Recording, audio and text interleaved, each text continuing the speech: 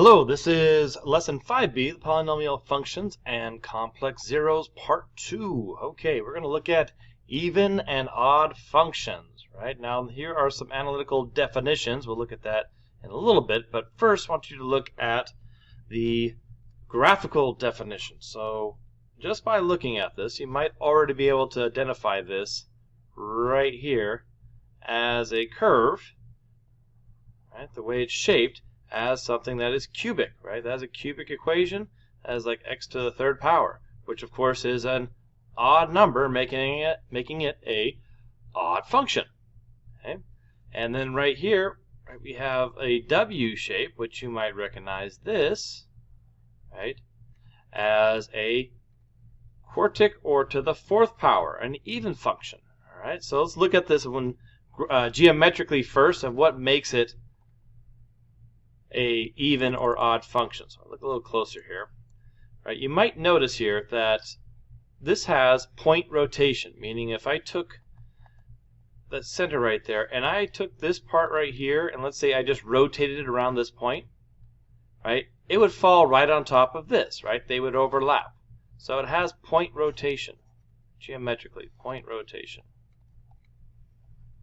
All right, that's a characteristic of an odd function. Whereas a even function doesn't have that point rotation. If I was to take this and rotate it around, it would not overlap perfectly, right? But it does have line symmetry, right? So if I was to just flip it, the left side onto the right side, or right side on the left side, then it would line up perfectly. So this has line symmetry. Line symmetry, right? So those are geographical ways of identifying an even and odd function. Very straightforward. Now you could just know the general shape of it. Cubic is an S shape, right? And a W, right, is a quartic, right? And it could be an M as well if it's upside down. An M shape would just be a negative x to the fourth, right? So those are a couple ways geometrically of doing it. Now there's also, it could be neither. So if we look at this, it doesn't have that point rotation symmetry or the line symmetry, right? So this is clearly neither. Okay. Now how can we determine this without a graph though? That's the next question. That's without a graph, another way of saying that is analytically. So that's what these definitions are up here. So let me talk about that. So we have this where it says f of negative x equals f of x. Right? So we already know this is true, f of x, right? That just equals itself, right? So if I take f of x, which is like a positive x, I get an answer. This is saying if I take the negative of that x, I get the same answer. The fact that these things are the same, that's the same y value. Remember, f of x just means the y value. So it's saying if I take a positive x and a negative x, the answers are the same, right? So that would be characteristic, let's say, of right here. If I take, let's see here, this would be a good one. Right here, like positive 2, right, I get 2. F of positive 2, I get 2. And then if I go over here, f of negative 2, I also get approximately 2. So that's what this is saying. It's saying the positive and the opposite, right, also give me the same exact y value, or f of x value. Whereas this over here, right, the odd function, right, this is odd. This is saying f of negative x equals the opposite of f of x, right? So we already know that, well, if I give f of x, it gives me that answer, right? If I plug in x, it gives me that answer, right? This is saying if I plug in the opposite x, right, if I plug in 3, I get the answer. The same if I plug in like negative 3, right, I get negative 3 as the answer, or something the opposite. So that would be right here. If I plug in 1, right, I get this answer, which is negative 2. But if I plug in negative 1, you'll notice I get positive 2. So notice how the two y values are opposites with odd functions. So these are opposites. So that's the biggest analytical difference between even and odd functions. Plug in opposite x's, like a plus or minus 2, you get the same answer for evens. You plug in plus or minus 2 with an odd function, you get opposite answers, right? They don't have to be, the answers don't have to be plus or minus 2, but they have to be like maybe positive 10 and negative 10, right? So that's the analytical way of looking at even and odd functions. Okay, so let's take a look at it and use that. Now we don't have a graph, right? Which means we have to do this analytically. So there's a fancy little notation we're going to use, right, for here. So it says determine which of the following, right? Now, spoiler alert here. Notice how both of those have odd numbers? That means it's an odd function. Right? That's kind of a giveaway. Right? Same thing over here. Both of these have even numbers. That's going to be an even number. And notice how this has a mixed, right? It has an even and that's a 1. That's an odd, right? So that's going to be neither. So that's an easy way of saying it, but as you guys know, they always ask for an explanation. And you can't just say, well, this one has even numbers, this one has odd numbers, and this one has both, so therefore that's the answer. So we're actually going to take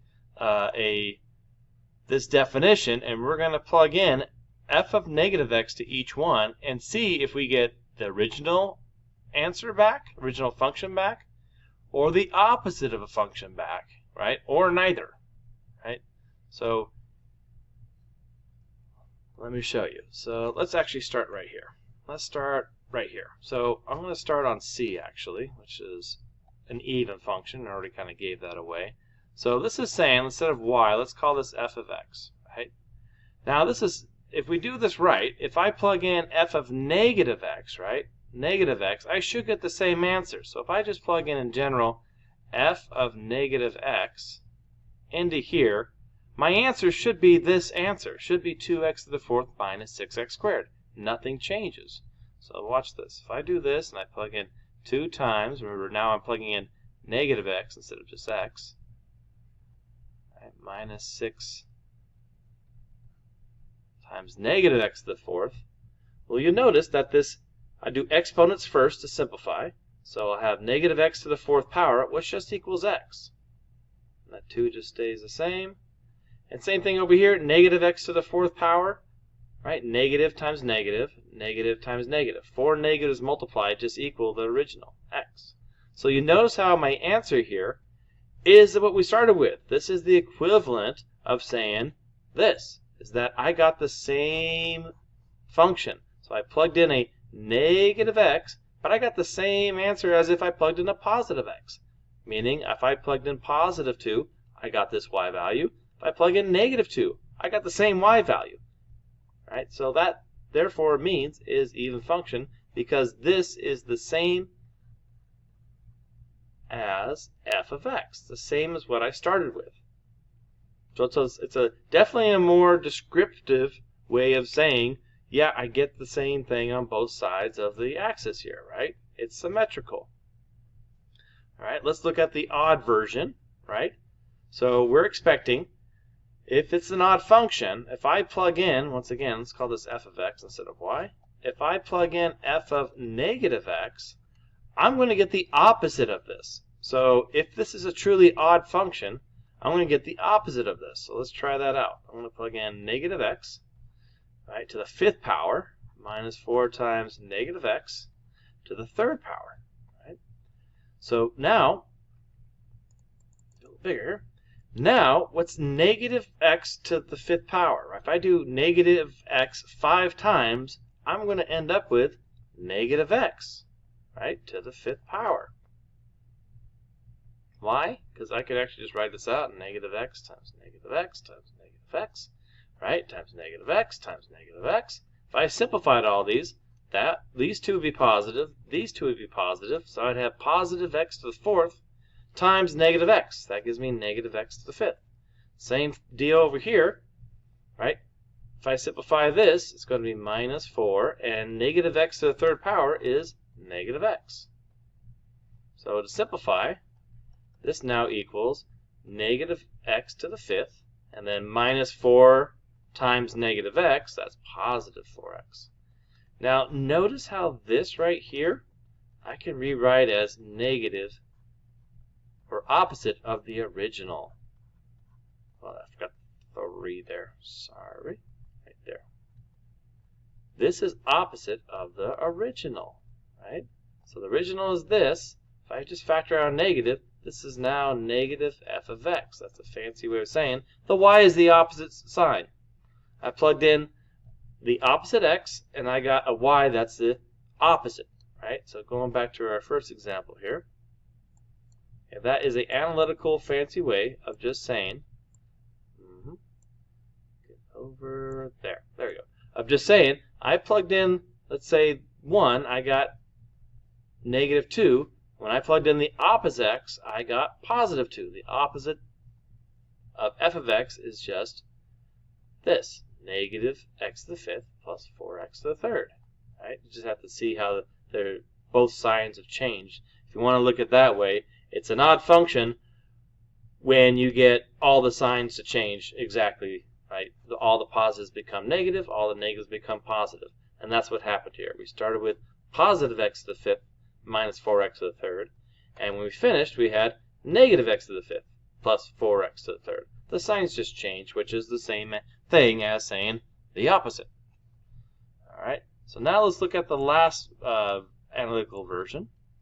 Right? And that would be the neither, right? Because we had a mix of even and odd exponents. Right? So if I plug in, again, let's call this f of x instead of y. If I plug in negative f of x, or opposite of x, right, I'll get this. Plus this.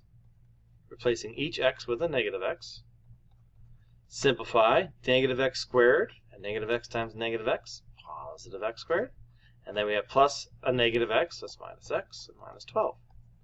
Notice how this is neither the same thing, right? It doesn't equal this, so it can't be even, right? And we're just really comparing signs here, right? It's not the same because these middle, this is a positive, this is a negative, right? So it's not going to be that. And it's not going to be an odd because if this was an odd, all these would be the opposite. So theoretically, hypothesis here, if it was an odd, right, I would have got negative x squared minus x minus 12. That would have been an odd function answer. All the signs, plus. All the signs are the opposite. So it's neither, right? It's neither an even. I didn't get the same thing I started with, nor did I get this opposite with all the signs changed. So that's how we get neither. All right, so 3 examples there of doing odd, even, and neither. All right, so I should stipulate right here that this definitely means it's an odd function, right? So anytime you have the negative f of x or the opposite, that means odd. You get the same thing, that means even. Right? If you don't get either, it's neither. Yeah. Good. All right, so it says let p of x, number 13, let p of x be defined by equation 3x to the j plus 2x to the k, where j and k are real numbers. What should the values of j and k be for p of x to be an odd function? Well, I kind of gave that away earlier, right? Odd functions, like this one, right, have odd exponents. That's all it's asking. It's like, what does j and k have to be? They have to be odd. That's it. J and k, let's say, have to be odd. Have to be odd, right? And they do say real numbers here, but really, we don't have real numbers means any decimal, any fraction, anything like that. Honestly, they can't be a real number. They have to be odd integers, right? They have to be those whole numbers. And integers also implies, right, they're positive. We can't have negative. No, actually, no. We have to say positive integers, right? Positives. Yeah, we need to have positive numbers. If these were negatives, we start getting rational fractions with asymptotes and all this other stuff. So they need to be positive integers. Odd positive integers. Okay, so sometimes, if I'd left you like, okay, go ahead and take a turn at this and see what you think the answer is. You might overthink it because it's got these J's and K's. That's not something you usually see in a lot of math problems.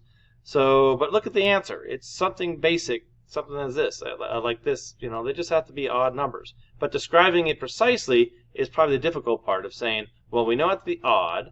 We know that, and then they have to be integers. They can't be fractions and decimals. Oh, by the way, they also have to be positive.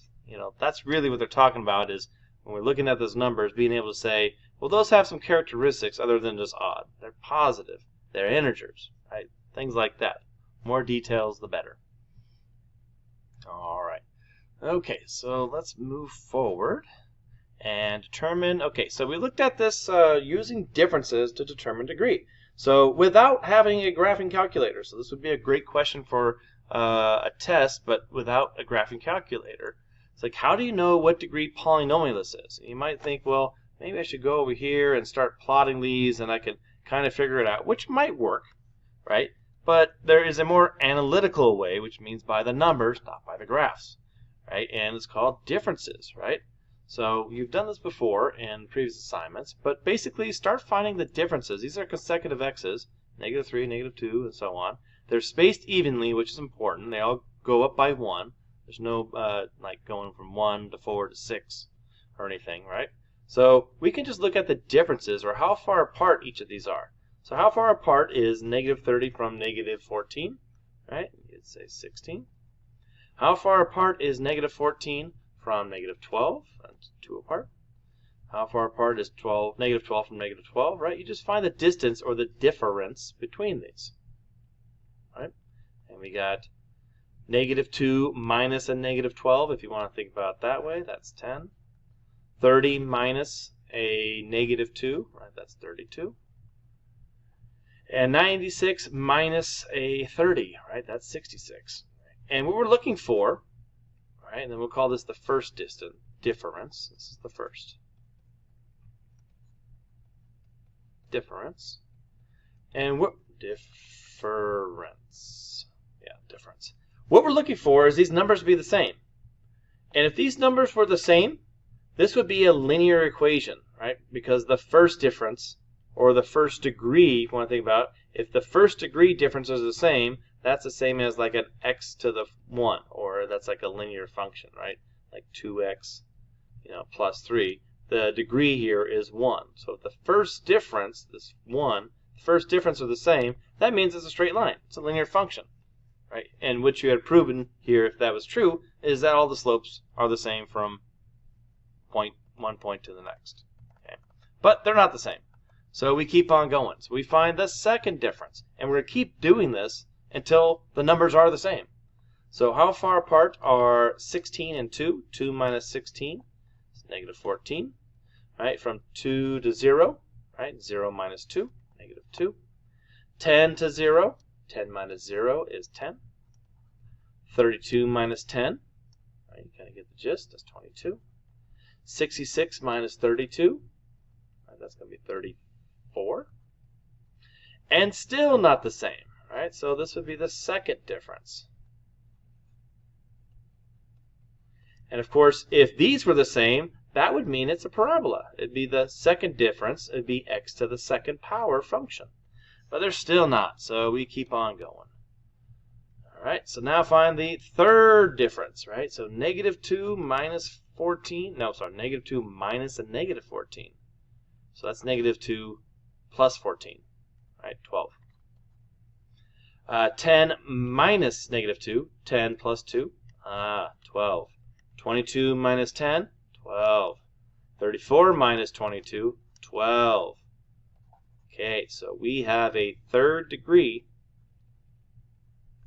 or third difference here, that is the winner. So this is a third degree polynomial. Right? And if you want to say, let's use a different word than instead of third degree, you could say cubic. Right? Cubic. Right? And this should bring up pictures or something of an S-curve, right? So some sort of cubic. It could look like that. It could be over here, right? It could be like this, right? It even could be like this, open that way, right? But we do know it is a third degree, so it has 2 turns, 1 point of inflection, right? We do know that just because analytically, by the numbers only, this is true. Third differences are all the same, so by the numbers, then it must look like a cubic function. Kind of cool. I love it. All right. So sketch a graph with repeating zeros. All right. So we've already looked at this. This is a little review from yesterday and even before that. So we have x equals -3. These are zeros, by the way, so the x's, the zeros are at -3, multiplicity of 2. So there's two of them, -3 and -3. Right? And then we have -1 and 4, which have a multiplicity of 1, which this doesn't really need to be said. So if it's just 4 by itself, it's assumed a multiplicity of 1. It doesn't need to really be stated, but it's good to know that is the case. So first off, we want to know that we have 1, 2, 3, 4 roots. So we should have a fourth degree polynomial. 4 roots, 4 degrees. So next to the fourth function, right? So we have, let's write it out. We got, let's see here, it says write a function, so I'm going to use f of x equals, now if the root is -3, that means the factor is x plus 3. Why? Because when I solve this, x plus 3 equals 0, I get x equals -3. So that's why it's always the opposite sign. Okay? I'm not going to solve that, just explaining why. And there's two of them, so squared to the second power. And then we have x plus 1 and x minus 4.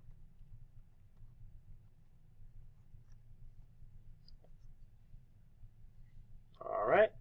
So it says, let's see here, complete the table and the graph to help determine the behavior of the function. So if we're help determine the behavior of the function, obviously we're going to do this without a calculator. Otherwise, we could just get the graph, get all these values by putting in a calculator and just seeing what it looks like. So the purpose of this is to be able to get that information without a calculator. So we want to plug in all these numbers right here, find out what they are, and do what we did earlier as far as finding is it positive, negative, and where is it at. Right? So this might take a little time, but that's okay. Right? So all you're going to do is plug in one of these numbers at a time. -4, plug it in here, here, here, multiply them all together. So you have to kind of imagine this. So -4, if I plug it in right here, I'm going to write this underneath. Right, so if I plug in -4 into this, it's going to be -4 plus 3, which is -1. -1 squared is 1. And then times -4 plus 1 is going to be -3. And then right here, -4 minus 4 is -8. So we have 1 times -3 times -4, which is positive 24. And we just repeat this process. Let's go to green. Plug in -3. -3 plus 3 is 0. Right? And 0 times anything else, who knows what it is? It doesn't matter. 0 times anything is 0. So we don't have to really plug in -3 anymore, because I'm just going to multiply it by 0 anyway. All right, and continue with -2. So we have -2 plus 3 is 1. 1 squared is 1. -2 plus 1 is -1. And -2 minus 4 is -6. So I have 1 times -6 times -1, which is positive 6. Plug in -1. -1 plus 3 is 3 minus 1. Squared is 4. -1 plus 1 is 0. Look at that. I got a 0. So whatever's after this does not matter, because I'm going to do 4 times 0 times something. That's just going to equal 0. Nice. All right, plug in 0. So I'll have 0. That's going to be 3 squared, 9. 0 times 1. 0 minus 4, -4. So 9 times 1 times -4, -36. Let's see, go back to magenta here. Plug in positive 1. All right, 1. We got 1 plus 3 is 4. 4 squared is 16. We have 1 plus 1 is 2. We have 1 minus 4, which is -3. So this is, looks like, let's see, 16 times 2, 32. 32 times 3 would be 96. Okay. And I have a negative here, so let's go with -96. All right, continue. Mental math. 4 plus 3 is 7. 7 squared is 49. Okay. We have 4 plus 1 is 5.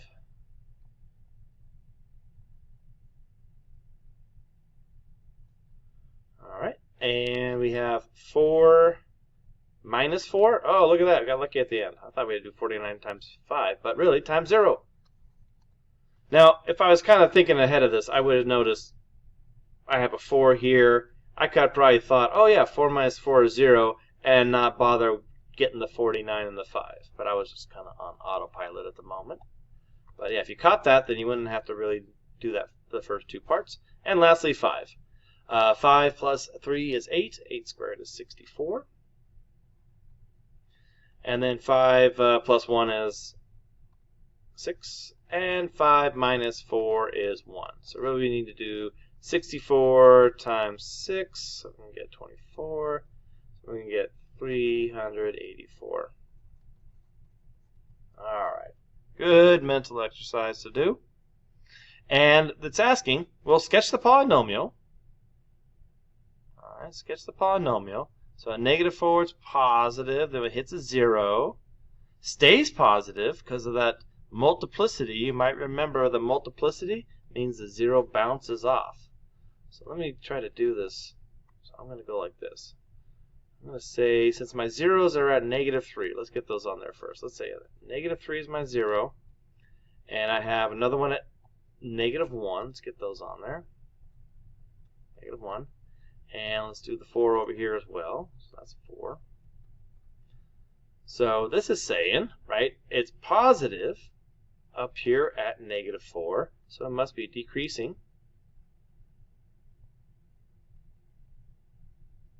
Right? If it's positive, then it hits 0 at -3. It must be going down.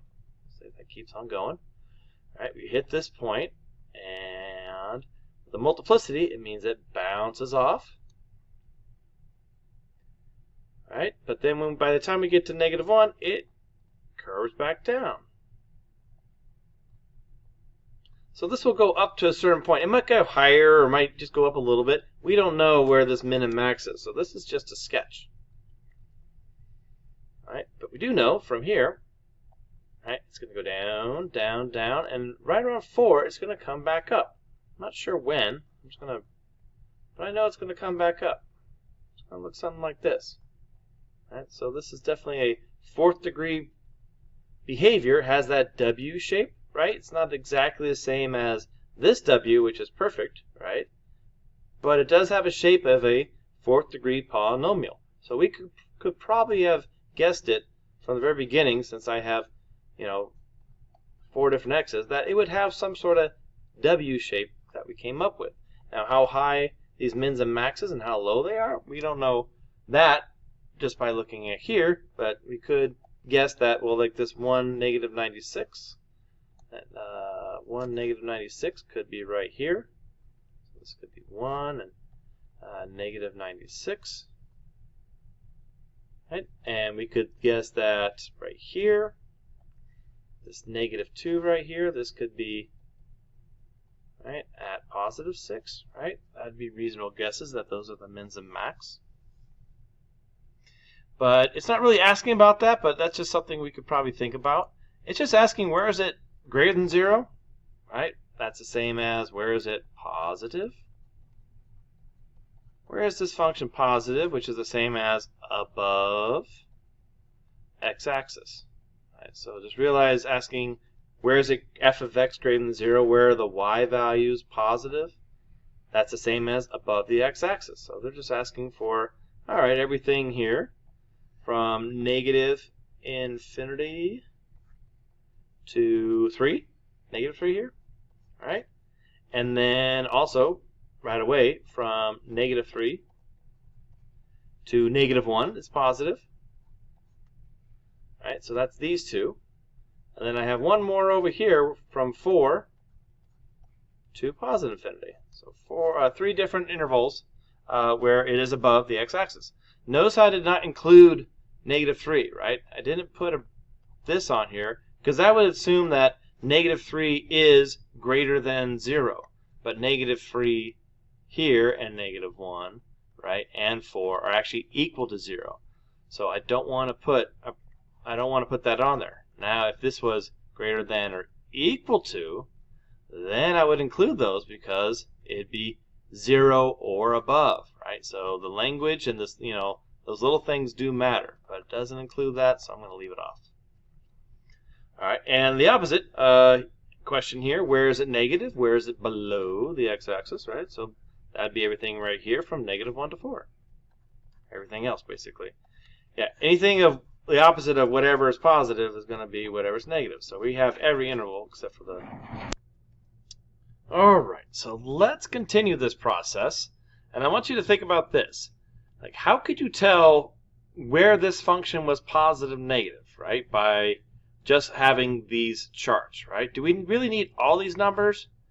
The answer is going to be no, right? Because really we just need some of them. We need all the zeros, but if I want to know it's negative between -1 and 4, I just need to plug in some number between -1 and 4 and see if it's positive or negative. Here I have 2 of them, but I really just need one to know that it would be less than 0 or below the x-axis. Same thing over here. If I wanted to know what's happening between -3 and -1 and I didn't know, right, I could just plug in -2 because it's right in the middle and see if it's positive or negative. If it's positive, then I know it's going to be on the greater than 0 interval, right? If it comes out to a negative number, I know it belonged down here. So what we're going to do next is kind of duplicate this process, but without as many numbers. We're going to look at all where it's equal to 0, and then plug in numbers between those zeros, x values between where it's equal to 0, and just see if it's positive or negative, and I'll still be able to answer this question. Where is it positive above the x-axis? Where is it negative? So let's move forward here. All right, so all this says is what I just explained, right? We can just, to find out where it's positive, we're going to find what x values give you positive numbers. We're going to find out where it's negative is to find out what x values give you negative numbers. Nothing more than that. Then we're going to use something called a sign chart, which is basically a table. Right? It's going to be like this, only they're not going to have all the boxes and everything, but it's basically the same thing. Okay? So here's how it works. First thing to find out where it's positive and negative, first thing you need to know is what are the zeros? Okay, what are those zeros? Get this up here. That, okay. So for here we can tell, right? We have x plus 3 equal to 0, right? So that's going to be -3 is a 0. And then over here we have x minus 4 squared, right? There's 2 of them. So we're going to have a positive 4, 0. And of course that's going to make it a multiplicity of 2, so we expect it to kind of bounce. Notice how this is a, let's see, this would be a 3rd degree because I got 3 and -3, 4 and 4. There's 2 of them, so 3 roots, 3rd degree. So it's kind of an S-shaped cubic function. All right, and we want to know where is it positive, where is it negative. That's what we're trying to find out, right? Same questions that we had right here. Where is it positive, where is it negative? We're going to get intervals. Okay, so what we're going to do is create this. Oops, does not seem to get out of the way. Well, just gotta have to do my best. Okay. So we're gonna first mark these zeros, -3 and positive 4. Okay. And don't worry about scale or making these perfectly even. We're just going to look at the numbers in between these and on either side and see if we get a positive or negative.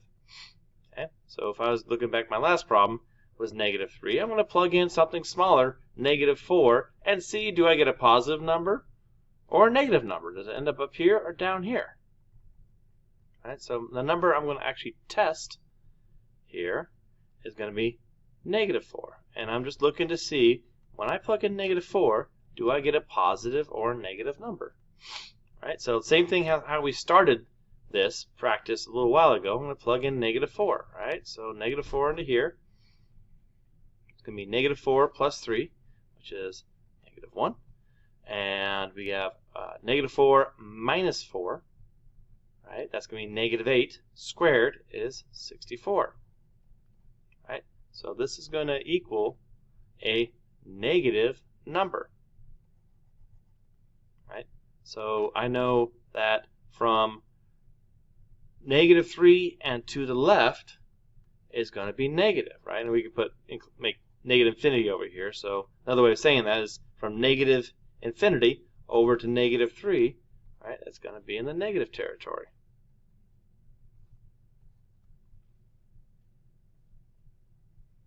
Okay.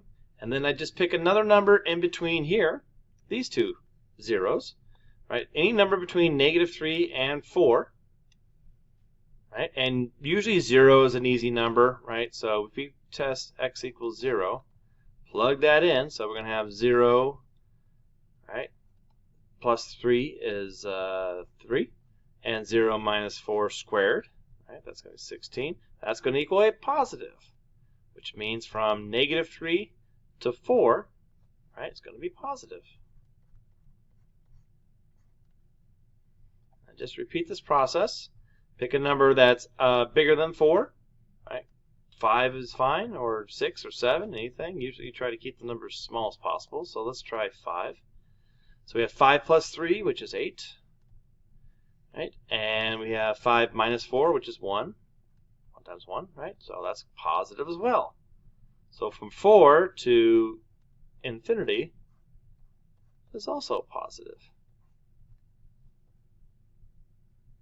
Okay, so that is a process to get where it is positive, negative above the x-axis, below the x-axis. Realize this is a rephrasing of what the problem we just did. You know, before it said, where is f of x greater than 0?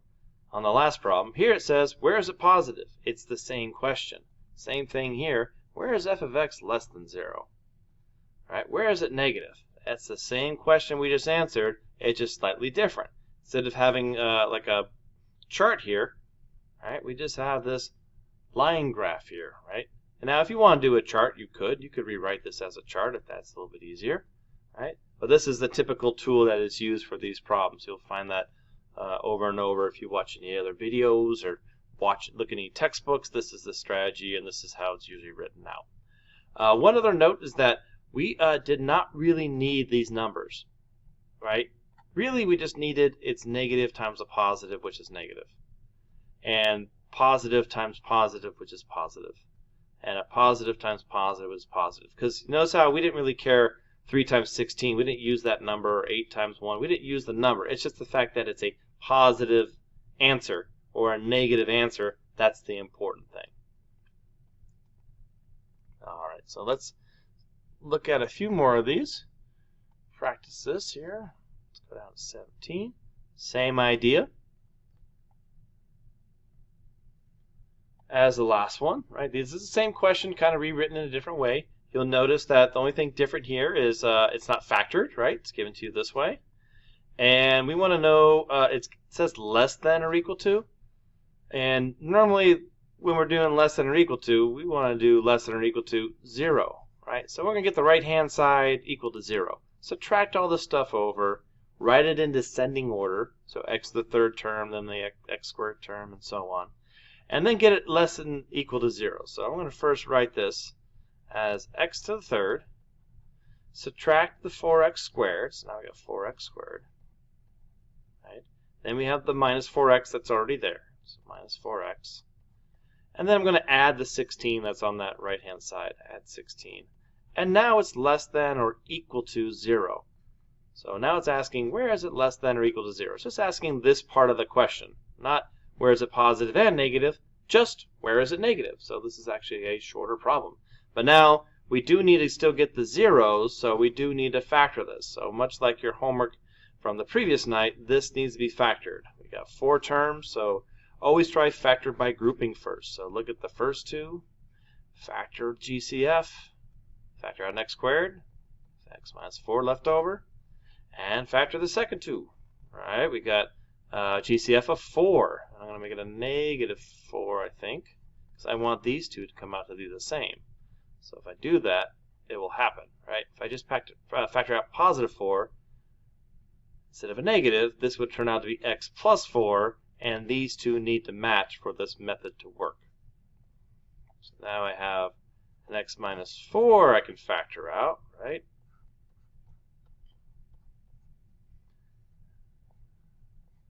And then I have the x squared,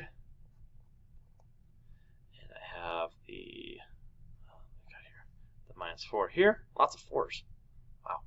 So this factor is even more. Wow. Let's keep going. Ooh, x minus 4. Very cool. This is a difference of squares because this is x squared minus difference. And this is 2 squared. Right? 4 is 2 squared. So I can write that as x plus 2 and x minus 2. All right. Critical values. You know this. You're like, what is critical value? Zeros. Another way of saying it. Zeros. Like, so other problems, they say, like, what is the zero? On this front, so what are the zeros? This is called it critical values. Same thing. Right? Same thing. X-intercepts. Same thing. So we have x equals, and I'm just going to list these from least to greatest. So we got negative 2, positive 2, and positive 4. All right, now we're just going to repeat the process. Remember, I'm trying to find out where it's less than 0, below the x-axis. So I'm just doing this part. However, in order to get this answer, I kind of have to do this whole thing, which gives me both answers, the positive and negative.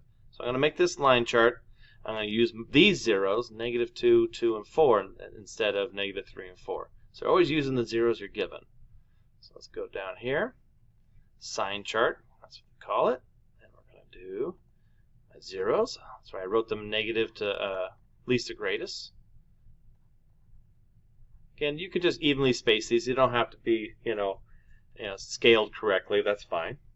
And I want to test numbers that are bigger and smaller, right? And then in between all of those. And I'm looking for negatives this time, only negatives. All right, so first figure out what you're going to test with, right? So of course negative 3 would be a good one to test to see if I plug in negative 3 into here, is that positive or negative? I can plug in 0, negative 2 to 2. The easiest number to try would be 0. From 2 to 4, easiest number would be 3 to try. And then 4 to infinity, let's try 5. So I'm going to plug in each of those 4 numbers and just really get this time the sign. I'm not going to worry about getting what the numbers are, but I'm just going to ask myself, what are the signs I get each time I plug it in? All right, so you can use the original, but that's a little difficult to plug in negative 3, cube it, and do minus 4x, negative 3, square it, minus 4 times negative. That takes a lot of more mental math, right? So instead, I'm going to use my factor version. That's a lot easier. So I'm going to plug in negative 3 into here. Negative 3 minus 4 is a negative. I'm just going to do the signs. Negative 3 plus 2 is a negative. And negative 3 minus 2 is a negative.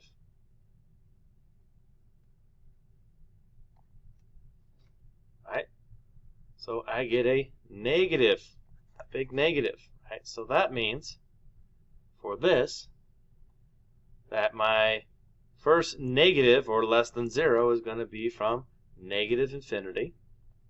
Right? Because it's negative infinity over here. Oops, 8. Sideways 8. Negative infinity to positive 2. No, sorry. So negative 2. That's a negative 2. There we go. Good. And let me double check something. Oh, wait a minute. I caught it. It's less than or equal to this time, right? So it could be equal to 0 as well. So guess what? Right here, we're going to include negative 2 because that's where it's actually equal to 0. That is one of the zeros. So very important, the fact that this was less than or equal to, it changed whether this was a brace or a bracket. Or sorry, parenthesis or a bracket. Yeah. Right, and we just continue that process, right? So we're going to plug in 0. 0 minus 4 is negative 4. 0 plus 2, that's going to be a positive, right? And 0 minus 2, that's a negative. So we have negative times positive times negative, right? So we have a positive. So that's nice. We know it's positive. It's not going to be part of our answer. So we know we're not to include negative 2 to 2 inclusive. Move on to 3.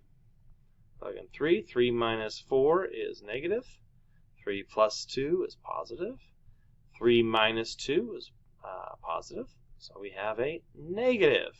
So we're going to include 2 to 4, right? Inclusive, which means you include 2 and 4, right? Inclusive, right? So that's why it's those brackets. And then we still have to see 5, see if that's a positive, negative, so plug in 5. We'll have 5 minus 4, which is positive. 5 plus 2, which is positive. 5 minus 2, which is positive, so that's going to be a positive, not part of our answer. Now, from that information, we can now graph it, or approximately graph it. It's not going to be exact. Same thing, I'm going to put my zeros on there first. So about -2. And here I definitely want to be careful, put negatives on the left and positives over here on the right. So I know it is negative. Let's do this right. So this negative, right, from negative infinity to -2. So that means it's going to be going up. All right.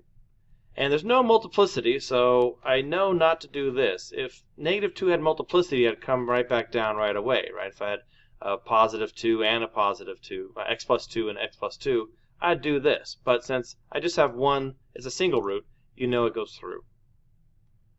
All right, so I know that much. And then it's going to go up, up, up, up, and then it's going to come back down. How far up, how far down, I don't know, but that's okay. And once it goes down, it's going to go through, and then it's going to come back up.